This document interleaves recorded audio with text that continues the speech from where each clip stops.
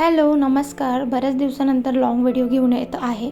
तर आषाढ महिना चालू झालेला आहे आणि आषाढ चालू झाला की देवीला नैवेद्य घेऊन जातात. तर आषाढ महिन्यामध्ये देवीला नैवेद्य दाखवण्यामागे काही ऋतूबदल आणि आरोग्याची काळजी आणि धार्मिक परंपरा आहेत. तर बऱ्याच वेळा काय होतं ना, आषाढ महिन्यामध्ये ऋतू बदलल्यामुळे कोणतेही आजार होतात. तर आषाढ महिन्यात पावसामुळे बऱ्याचदा साथीचे आजार, पचनशक्ती कमजोर, त्यामुळे शरीरामध्ये ऊर्जा देणारे पचन हलके सात्विक किंवा पारंपरिक पदार्थ म्हणजे जसे की पुऱ्या, दही भात किंवा मेथी, त्यानंतर भजी असे नैवेद्य बनवून आपण देवीला दाखवतो. तर तोच नैवेद्य आज मी पूर्णपणे कसा बनवला आणि कशा पद्धतीने नैवेद्य बनवायचा, ताट कसं भरायचं ते सगळं या व्हिडिओमध्ये दाखवणार आहे.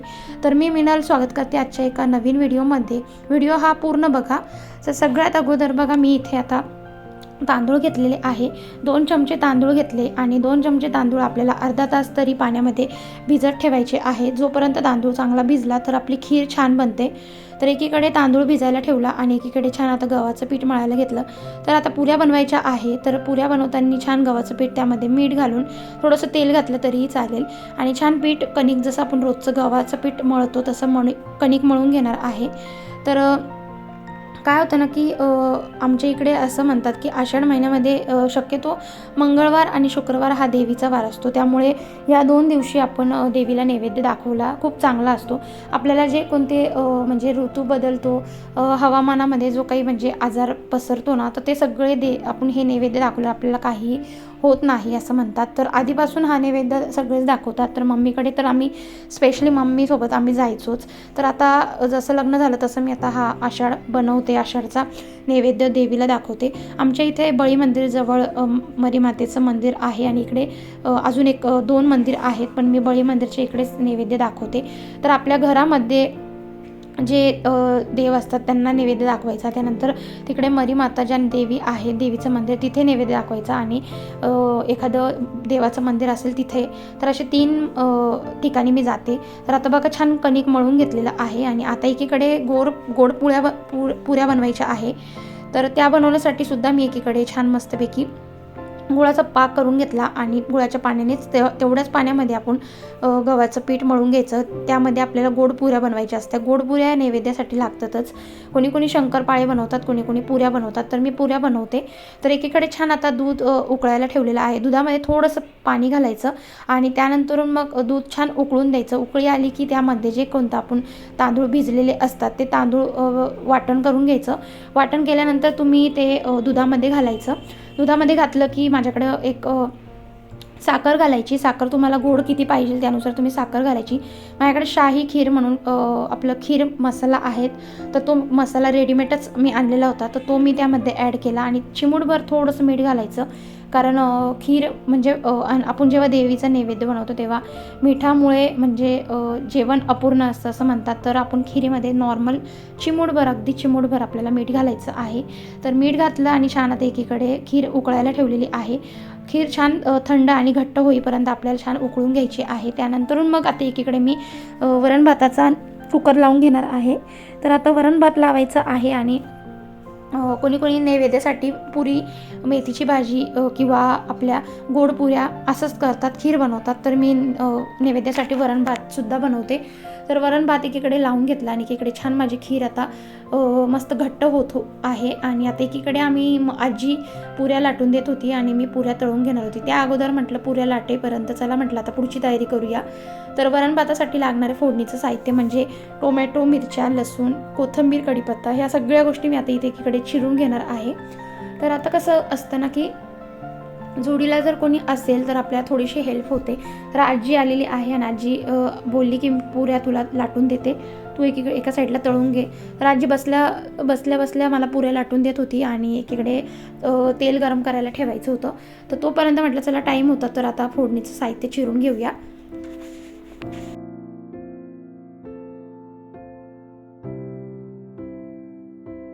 त्यानंतर बघा, आजी पुऱ्या लाटत होती आणि एका साईडला शिवांश बसलेला होता. शिवांशचं पण एकीकडे चाललं होतं की मी पण पुऱ्या बनवतो. पण मग पुऱ्या बनवायचं तसं खूप नाटक चाललं होतं. तर त्याला म्हटलं तू पीठ घे आणि पिठासोबत काहीतरी बनव, तू पिठाच्या मोदक वगैरे. तर त्याचं तेच चालू होतं एका साईडला. आणि एका साईडला आजी गोड पुऱ्या आणि ज्या आपल्या पुऱ्या ज्या नॉर्मल आहे त्या लाटून देत होती. आणि आता तेल छान गरम झालेलं होतं. तेल गरम छान एक 2-5 मिनटं तेल गरम करून घ्यायचं, म्हणजे पुऱ्या आपल्या छान फुगतात आणि छान पुऱ्या इथं बनतात. त्यामुळे बघा आता पुऱ्या मी एकीकडे छान गरम पुऱ्या लगेचच बघू शकतात किती फुलत आहेत पुऱ्या. तर अशा पुऱ्या थोड्याशा जाडसरच लाटायच्या, छोट्या लाटायच्या, पण थोड्याशा जाड ठेवायच्या. नॉर्मल पोळी जशी बनवतो तशा नाही ठेवायच्या, थोड्या जाडसर ठेवायच्या.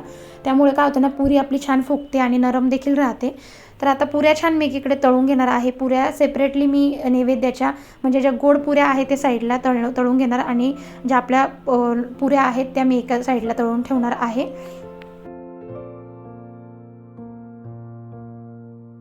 त्यानंतरून मला इथे बनवायची आहे भजी. नैवेद्यासाठी मला भजी बनवायची आहे. आणि आता एकीकडे पुऱ्या छान माझ्या तळून झालेल्या आहे. एका साईडला तुम्हाला टोपल्यात दिसतच असेल. पुऱ्या गरम गोड आणि आपल्या नॉर्मल पुऱ्या मी साईडला करून ठेवलेल्या आहे. त्यानंतर मग भज्याचं पीठ करून घेतलं. त्यामध्ये मीठ घातलं, थोडासा सोडा घालायचा आणि त्यानंतर मग भजीमध्ये थोडंसं गरम तेल टाकायचं, म्हणजे पुऱ्या छान आपली भजी छान बनतात, नरम फुसफुशीत. तर बघा आता गरम तेल होतं, त्यामध्ये लगेच भजी काढून घेतली. कामात काम जर करून घेतलं ना तर आपलं वेळ वाचतो आणि आपलं लवकरात लवकर स्वयंपाक देखील होऊन जातो. तर आता म्हणजे मला डोळ्याला सुद्धा इन्फेक्शन म्हणजे किरपुळी झालेली आहे, पण किरपुळी खूप दुखत होती, त्यामुळे काही सुचत नव्हतं. तरी बऱ्याच अर्ध्या तासामध्ये मी अर्धा-पाऊण तासात पूर्ण स्वयंपाक मी 4:30ला जवळपास लागली होती. 5:30 ते 6पर्यंत माझा पूर्ण नैवेद्य तयार झालेला होता. तर काल शुक्रवार होता, चला म्हटलं देवीचा नैवेद्य आपण दाखवून घेऊया. तर नेहमी मी शुक्रवारी किंवा मंगळवारीच बनवते, जास्त करून तरी मी शुक्रवारी फिक्स टाईम असतो. आणि कोणी सकाळी नैवेद्य दाखवतात, कोणी रात्रीच्या वेळी नैवेद्य दाखवतात. तर मी रात्रीच्या टाईमला नैवेद्य दाखवते, कारण कसं आहे ना, घरी मी एकटीच असते आणि मिस्टर जॉबला गेलेले असतात, त्यामुळे घरामध्ये नैवेद्य बनवून जेवायला घरामध्ये मी एकटीच असते. तर चला म्हटलं गरमागरम संध्याकाळी आपल्याला नैवेद्य पण दाखवणं होईल आणि मिस्टर पण घरी असले तर त्यांचं पण दर्शन होऊन जाईल देवीच्या इथे जाऊन. तर मग अशा पद्धतीने मग मी संध्याकाळी लागते तयारीला. तर आता बघा एका साईडला छान फोडणी दिली, तसंच जिरे, मोहरी, हिरवी मिरची, लसूण आणि कोथिंबीर, कढीपत्ता घालून आपलं छान जे डाळ होती, हळद, हिंग घालायचं आणि छान वरणाला फोडणी देऊन घेतली. थोडंसं साखर घालायची किंवा गूळ घातला तरीही चालतो. अशा पद्धतीने माझं वरणसुद्धा इथे तयार झालेलं होतं. थोडासा भात बनवून घेतलेला होता. तर आता भात का बनवला ना, तर देवीला दही भात दाखवतात. तर माझ्या मम्मीने सांगितलं की दही भाताचा सुद्धा नैवेद्य थोडासा दाखवत जा. तर मागच्या वर्षीपासून मी दही भाताचा नैवेद्य दाखवते. यापूर्वी मी फक्त वरण भात जो नैवेद्याचं ताट असतं तसंच दाखवायचे, पण यावर्षी मी आता दही भाताचा नैवेद्यसुद्धा दाखवते. आणि जसं आपल्याला माहीत होत चालतं आपण तसं करत चालतो.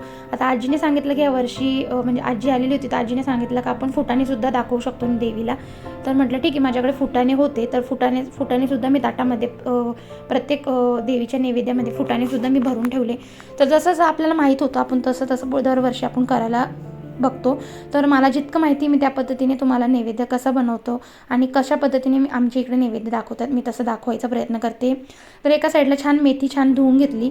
तर 2-3 पाण्याने मेथी छान धुवून घ्यायची आणि नंतर मग लसूण आणि हिरवी मिरचीच टाकणार आहे. थोडंसं हिंग घालायचं तेलामध्ये आणि त्यानंतर छान लसूण आणि हिरवी मिरची तडतडली की लगेचच त्यामध्ये आपण मेथी ॲड करायची. तर मेथी शक्यतो आपण मेथी जेव्हा घालतो तर लगेचच मीठ घालायचं नाही, कारण मेथीचा अंदाज समजत नाही. एकदा की मेथी थोडीशी शिजवली की लगेच मेथी थोडी कमी होऊन जाते. तर पालेभाज्या अशा असतात ना की आपण जेव्हा बनवतो त्यावेळेस जास्त दिसते आणि जेव्हा बनवली की तेव्हा कमी दिसते. त्यामुळे मेथी छान एकदा फ्राय करून घ्यायची तेलामध्ये आणि त्यानंतरूनच मिठाचा अंदाजानुसार आपण मीठ घालायचं. तर बघा आता एक साईड आणि लाटण्याने मी मेथीची भाजी का हलवत आहे, कारण मेथी जेव्हा आपण पालेभाज्या बनवतो तेव्हा चमच्याने लगेचच हलवायचं नाही, कारण मेथी कडू बनते, असं म्हणजे मेथी चवीला कडू लागते असं माझे सासऱ्यांनी मला सांगितलेलं होतं. तर ज्यावेळेस भाजी बनते त्यावेळेस तुम्ही चमच्याने थोडंफार इकडे तिकडे हलवू शकतात भाजी. आणि जेव्हा आपण मेथीची भाजी बनवतो त्यावेळेस आपण लाटणंच वापरायचं, लाटण्याने आपली भाजी कडू पडत नाही असं म्हणतात.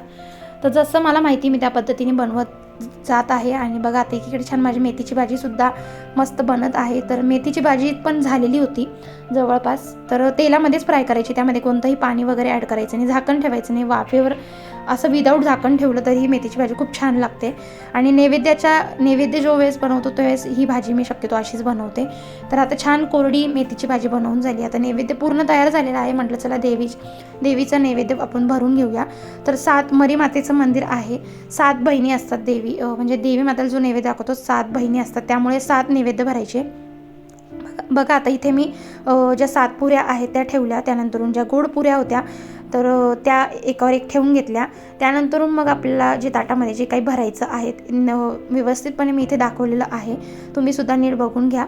त्यानंतर आता बघा गोड पुरी आणि आपली जी साधी पुरी आहे त्या दोन्ही ठेवून घेतलेल्या आहे. 7 नैवेद्य बनवलेले आहे मी देवीसाठी. तुम्ही 5ही बनवू शकता, तुमच्याकडे किती बनवतात त्या पद्धतीनुसार. त्यानंतर बघा आता मेथीची भाजी सगळ्यात नैवेद्याच्या पुऱ्यांवर थोडं मेथी ठेवून घ्यायची.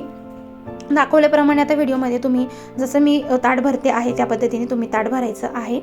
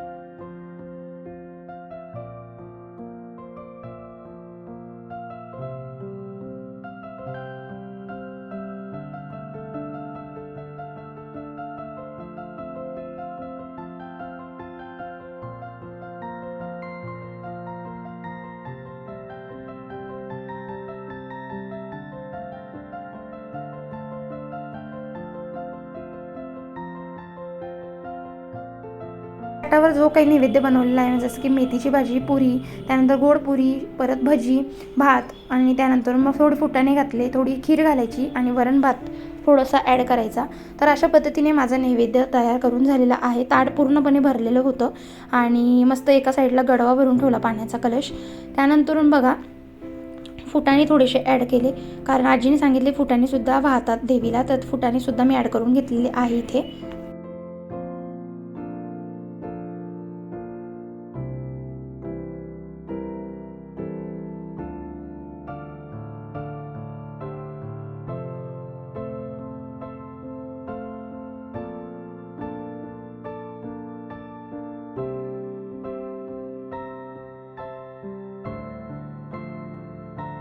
त्यानंतर दही भाताचा नैवेद्य दाखवायचा होता. तो साईडला एका ताटामध्ये भात घेतला आणि त्यावरती छान दही घालून घेतलं. तर दही भाताचा नैवेद्यसुद्धा तयार करून झालेला आहे. आणि आता उरलेलं काम म्हणजे आपल्याला पूजेसाठी लागणारं म्हणजे मंदिरामध्ये गेल्यावरती आपल्याला तिथे गेल्यावर हळदी कुंकू, त्यानंतर अगरबत्ती आणि नारळ न्यायचं आहे. नारळ किंवा खोबरं तुम्ही नेऊ शकता तिथे फोडण्यासाठी. तर नारळ मी जाताच घेणार होते आणि अगरबत्ती, आपलं हळदी कुंकू अशा पद्धतीने मी पूर्ण माझं देवाचं ताट तयार करून ठेवलेलं आहे. आणि लगेचच आता आम्ही थोड्या वेळात मंदिरात जाणार आहे. आणि एकदा की नैवेद्य दाखवलं ना की आपल्याला खूप मनाला शांती भेटते आणि चांगला असतो देवीला नैवेद्य दाखवलेला आषाढ महिन्यामध्ये. तर नेहमी तुम्ही पण आषाढ अशाच पद्धतीने बनवतात का आणि अशाच पद्धतीने तुम्हीसुद्धा नैवेद्य ताट भरतात का तुमच्याकडची पद्धत कोणती आहे ती सुद्धा मला कमेंटमध्ये नक्कीच सांगा. आणि आमच्याकडे तरी अशा पद्धतीने आम्ही ताट भरतो. जसं की मम्मीकडे मी जशा पद्धतीने बघत आली तशाच पद्धतीने मी स्वयंपाक बनवण्याचा प्रयत्न केला. सगळं ताट जिथल्या तिथे मी भरून ठेवलेलं होतं. आणि आता आम्ही मंदिरामध्ये जाणार आहे. तर आता मंदिरामध्ये आलो रात्री 8 वाजता. तर 8 वाजता येता मी नारळ वगैरे घेऊन आली. तर असं आमच्या इथे बळी मंदिरच्या इथे मरी मातेचं मंदिर आहे. तर सगळेजण जास्त करून शुक्रवारी किंवा मंगळवारीच येतात नैवेद्य दाखवायला. आषाढ पूर्ण महिन्यामध्ये तुम्ही नैवेद्य दाखवू शकतात, पण देवीचा शक्यतो वार जो आहे मंगळवार शुक्रवार या दिवशी तुम्ही दाखवू शकता जास्त करून. तर आता बघा छान मस्त ताट भरून आणलेलं होतं. तर एका साईडला छान आता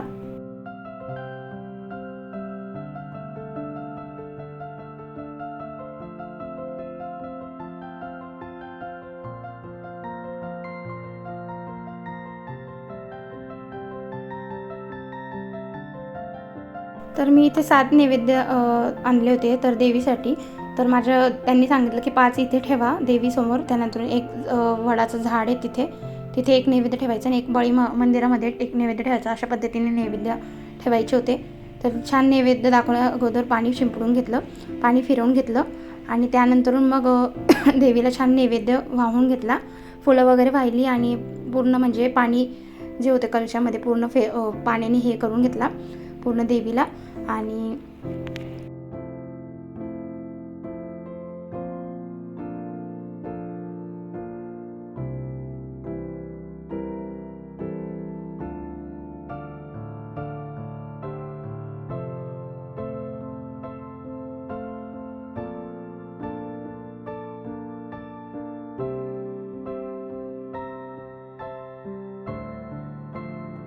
इथे वडाच्या झाडाच्या इथे सुद्धा एक नैवेद्य ठेवला. तर बरेच लोक अंडीसुद्धा वाहतात, तर ती अंडीसुद्धा मला दरवर्षीप्रमाणे अंडी तिथं वाहिलेली दिसली होती. त्यानंतर मग छान बळी महाराजांचं दर्शन घेतलं, नैवेद्य ठेवला. अशा पद्धतीने होता माझा आजचा दिवस. आवडला असेल व्हिडिओ तर एक लाईक शेअर सबस्क्राईब नक्कीच करा. चला भेटते, बाय.